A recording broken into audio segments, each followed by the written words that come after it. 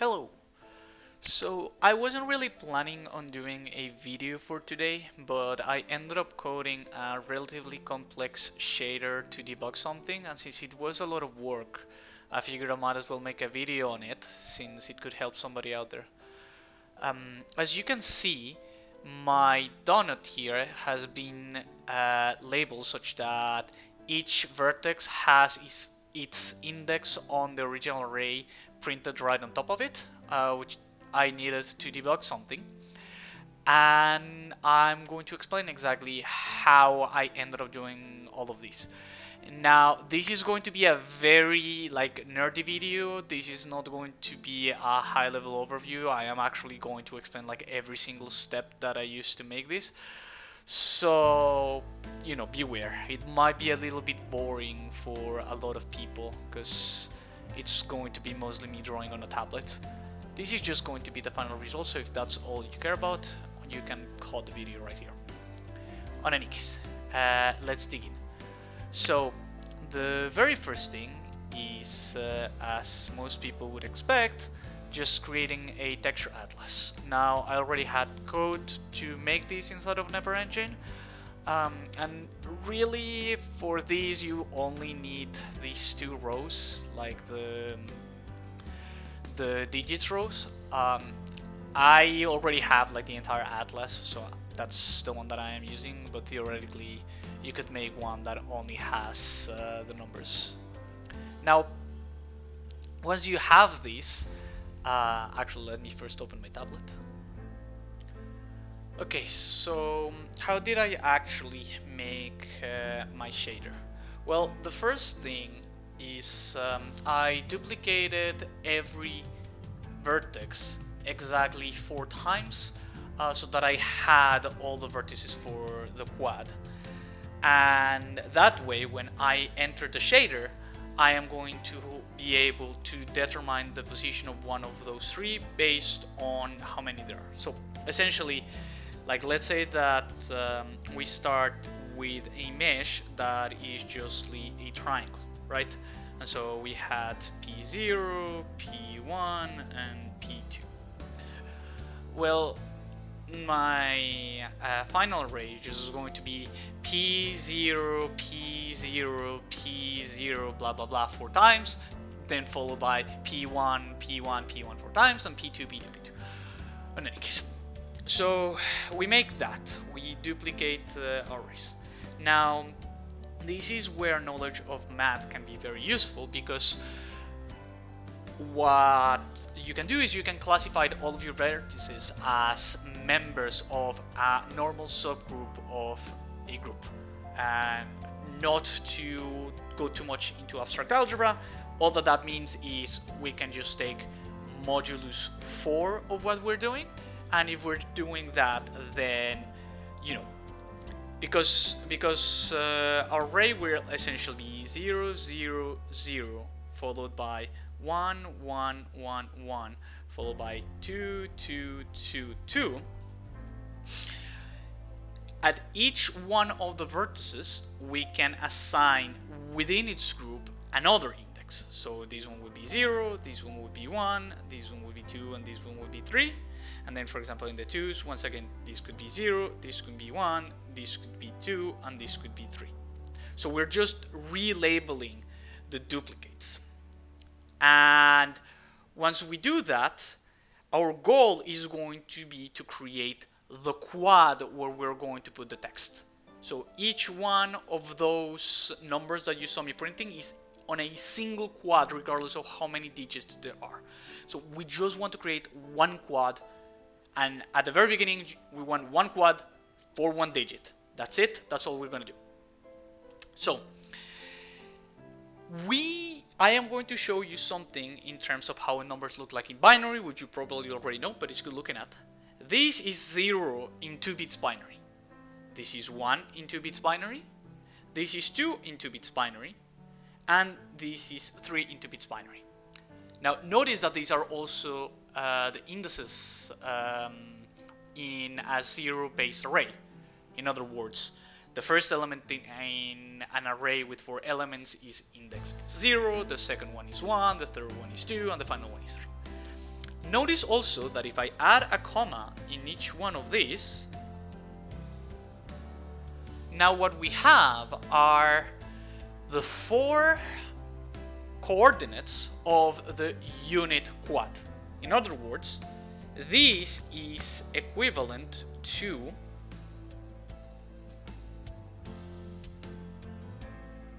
my quad here 0 0 0 sorry, I messed up.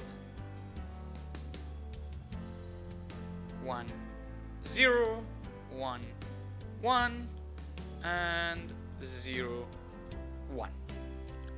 So here's the thing, by knowing which of the 4 vertices we're currently looking at, we know which corner it corresponds to.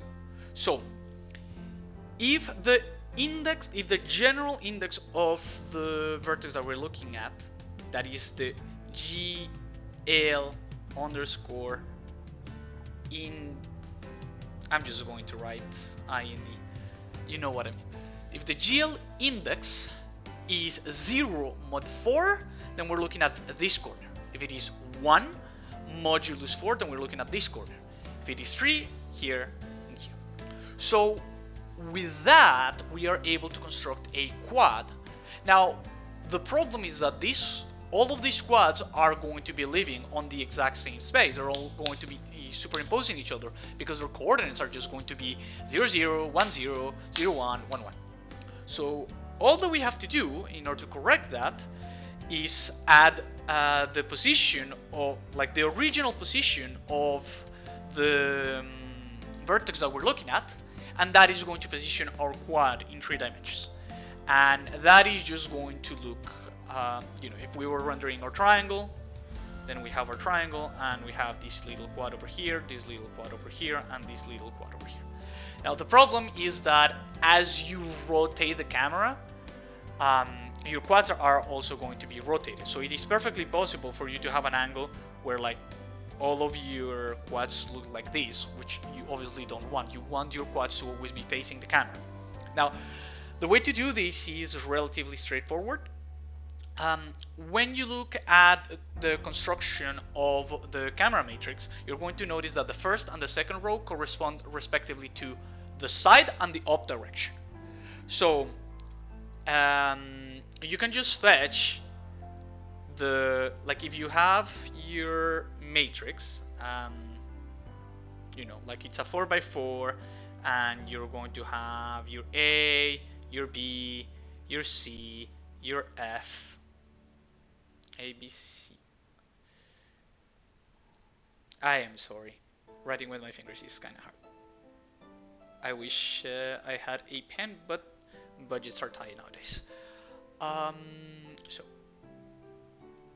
actually, let me do uppercase, that might be easier. Okay, so A, B, C, D, E, F, G, H, and these are the only ones that we care about, so there's 2 other rows. Okay, so what that means is that these coefficients over here are going to give you your side vector, and these coefficients over here are going to give you your up vector. With that in mind, what you're going to do is, given the current unit square position, so one of those 0 0 0 1 and whatnot that we saw before, we are going to convert that into the space described by the camera.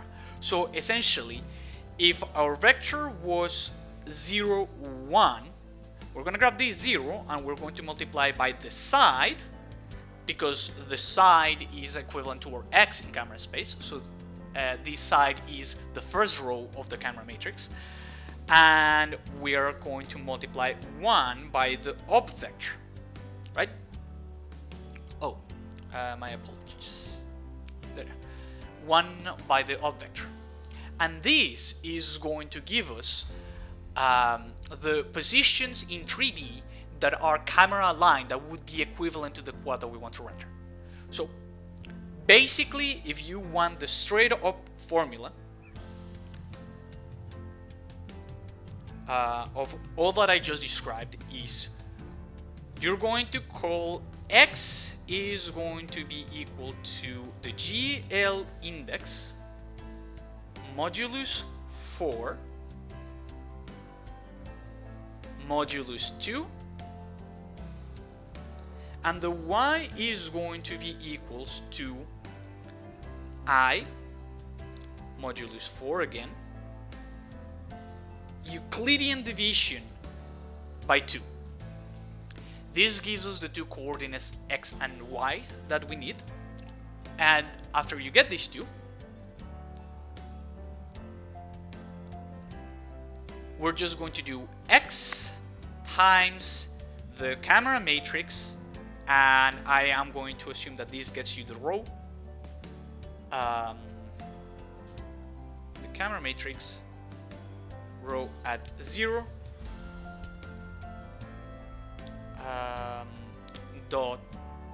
dot x y z and y times the camera row 1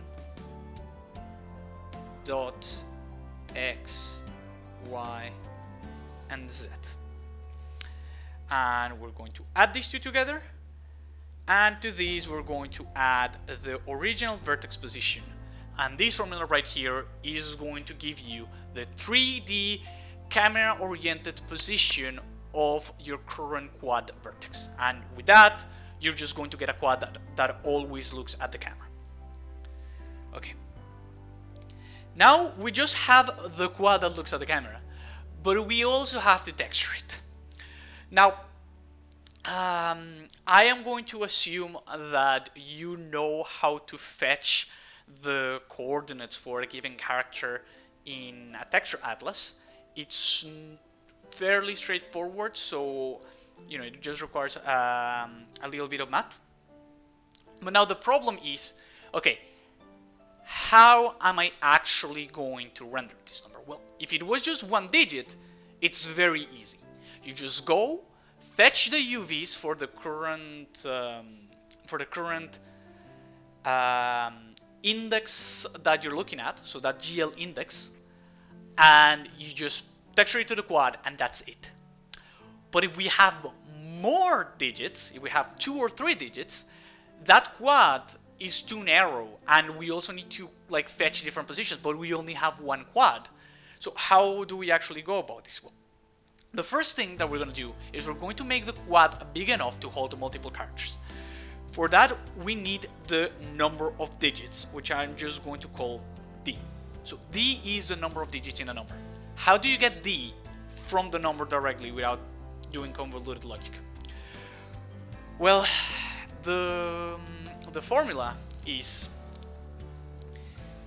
because we're working on base 10, we want the log base 10 of the number. In this case, I represents my GL index. So log base 10 is going to give us 0 for 1-digit numbers. It's going, or 0 point something for 1-digit numbers, 1 point something for 2-digit numbers, so on and so on and so on. So we want the floor because we only want to work with integers, and we have to add 1. And normally this would be enough, but in practice you tend to have some numerical instability, so in here you're going to have to add some small epsilon. And in addition to that, because 0 is undefined for the logarithm, you're going to have to add to transform this to be the max of 1 and I instead of I.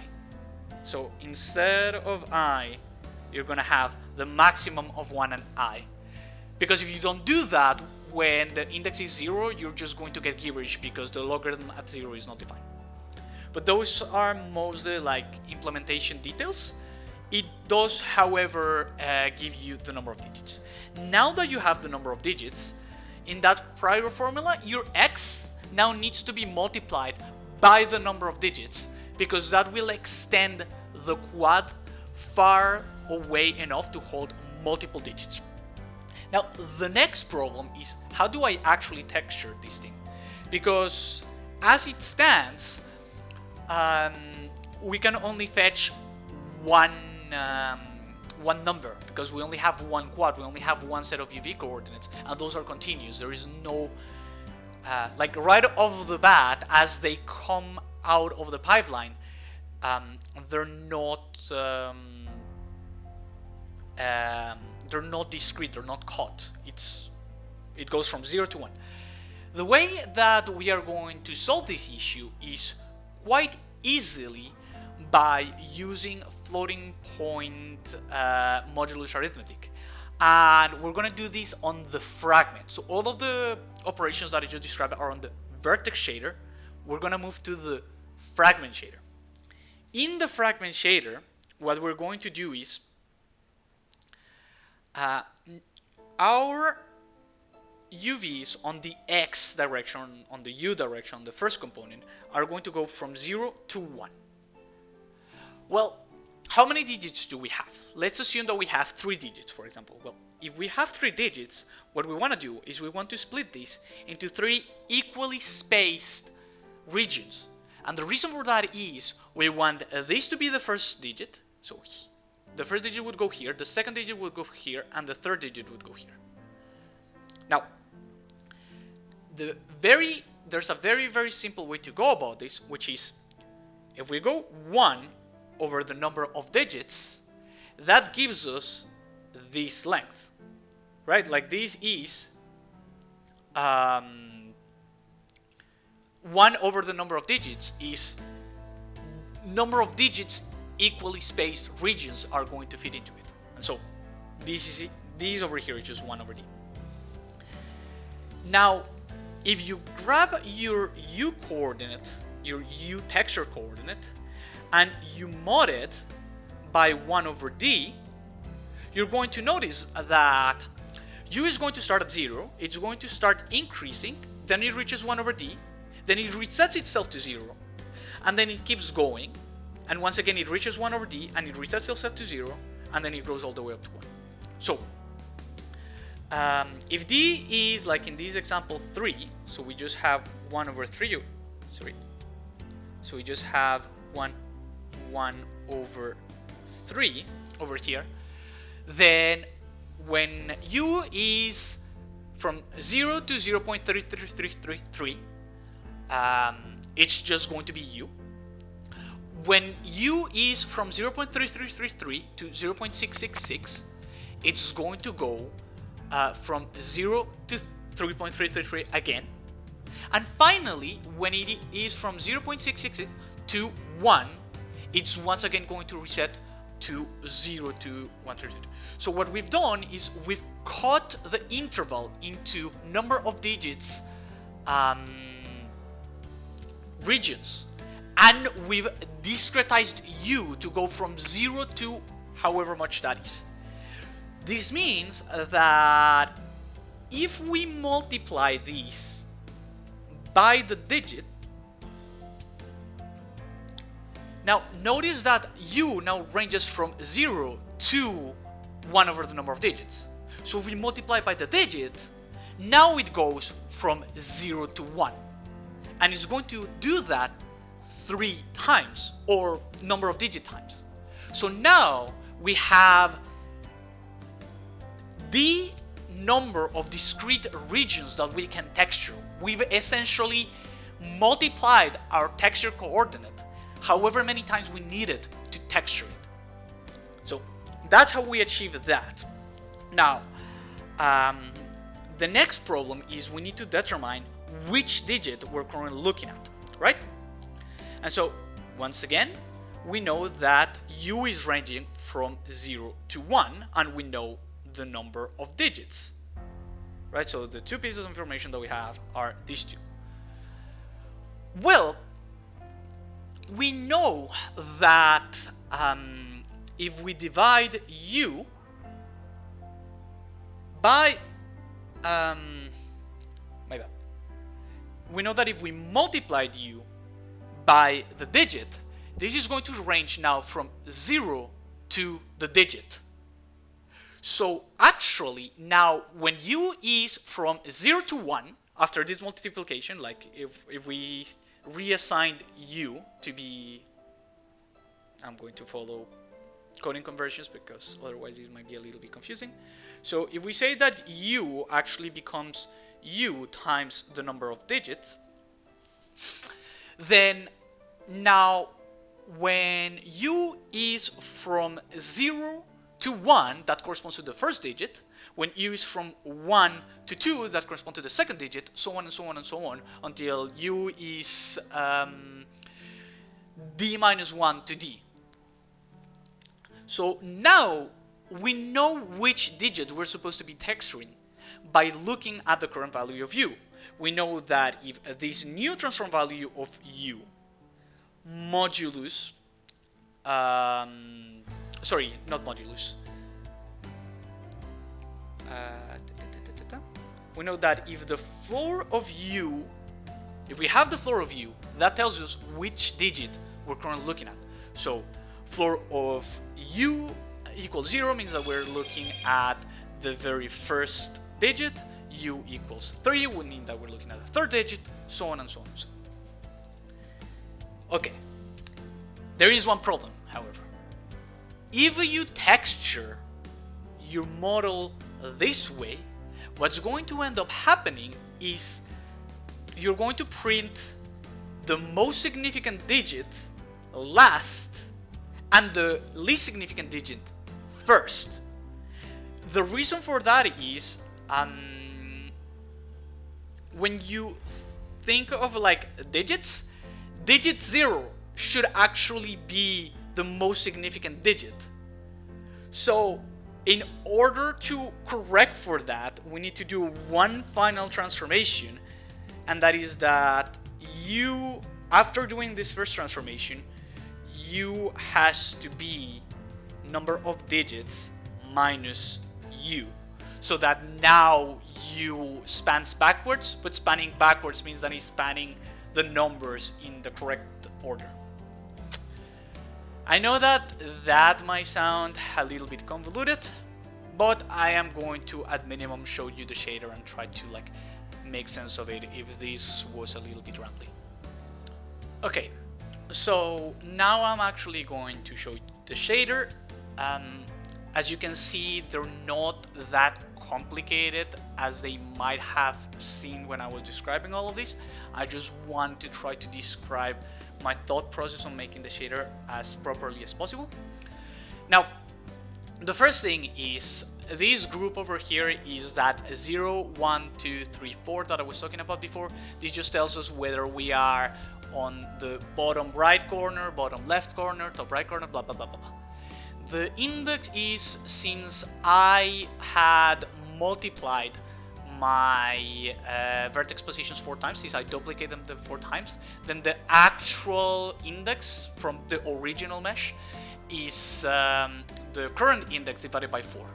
That is like relatively straightforward. Now, the digit number, as I described, is just going to be the logarithm base 10. That's what this thing is doing. It's taking the natural logarithm and making it base 10 of the maximum between the index and the 1. And again, the reason why we do this is because if index is 0, then putting into the logarithm is going to give a nan or minus infinity or something. In any case, like something that we don't want.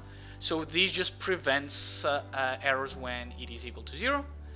And the small epsilon that we add here is just to prevent edge cases. For example, when it is 10, it miscounts the number of digits because it's right at a border. So adding that little floating point number just avoids some numerical precision problems.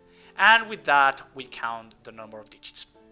Then, as I mentioned, our side is going to be the first row, the first column of the camera, and we're going to multiply that by the number of digits. And this is just going to make that the rectangle that we're rendering is going to be as wide as would be needed to render multiple characters. And the up is just going to be the second column. Like, fairly straightforward, not much to do there. Then, as I mentioned, our x and our y's are just modulus 2 and divided by 2. So in this case, for like 0, x is 0, y is 0. If it was 3, then y would be 1 and y would be 1. And if it was 2, for example, then x would be 0 and y would be 1, which is exactly what we want. This gives us the normalized screen space coordinates, if you want. Finally, we take that, we take our side and our up, we multiply it by the x and the y. In my case, I subtracted 0.5 so that it's centered at the position, but you don't have to do that. And I also added the normal so that it floats above the vertex where it's supposed to be. Then we just use regular camera transformations to put it where it's supposed to be, and that's it. And we pass the UV coordinates that we calculated onto the fragment shader. Then we look at the fragment shader, and in the fragment shader is the relatively convoluted logic. Now, again, all that we are doing is trying to stamp. Now, this formula over here is telling us which digit we are looking at. So it's 1 minus the u, that is the flip that I described before, multiplied by the number of digits. And so this, and then we take the floor of that. So when the current fragment corresponds to digit number 0, this is going to be 0. When the current pixel that we're looking at corresponds to pixel number 3, this is going to give 3, so on and so on and so on. So we know which digit we're currently looking at on the given pixel. The next thing that we need to look at is which number, like we want to extract the actual digit from the index. So if we're looking at index number 3, for example, we want to know what index number 3, what digit number 3 is on the index. And so what we do is we grab that value, we grab the current index of the vertex, and we divide it by 10 to the power of the digit. So if we want the second digit, we would be dividing it by 100. If we want the third digit, we would be dividing it by 1000, and so on. And we take the mod 10.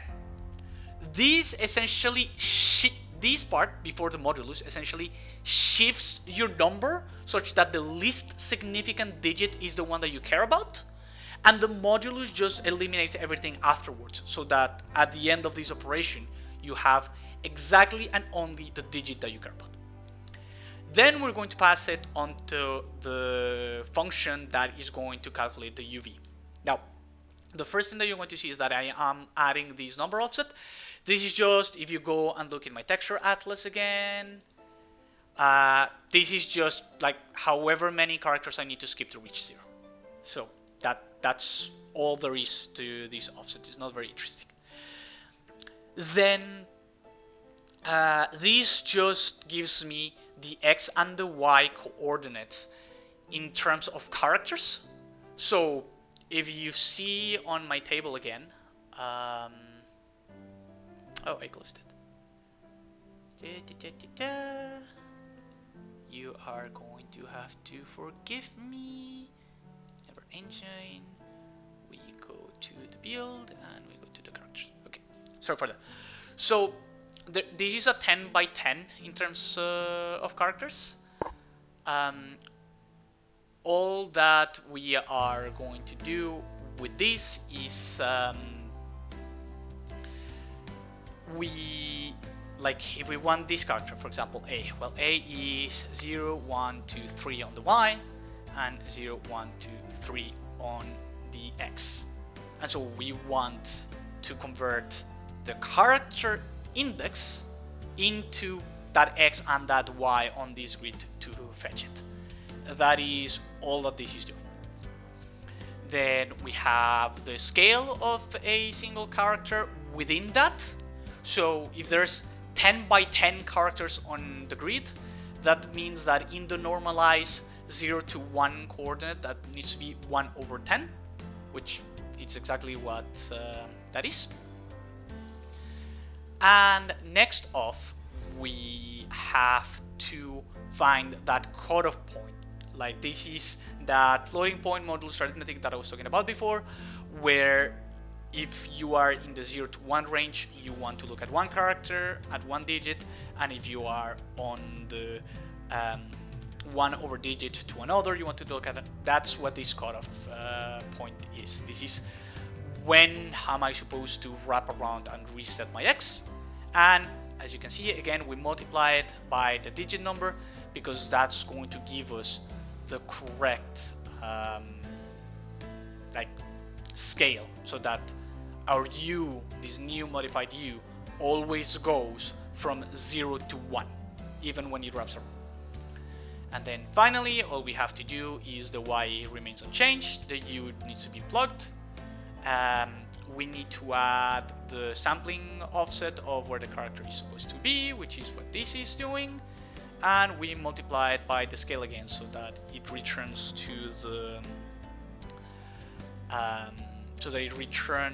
to the little quad that is embedded on the big quad where all the characters are.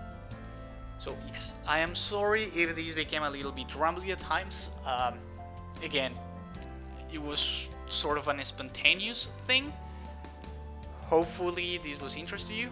As always, the code is available on every engine, so if you want to see these specific shaders, you can just do it. And if you made it to this part of the video, like, thank you very much. You're as much of a nerd as I am, so thank you.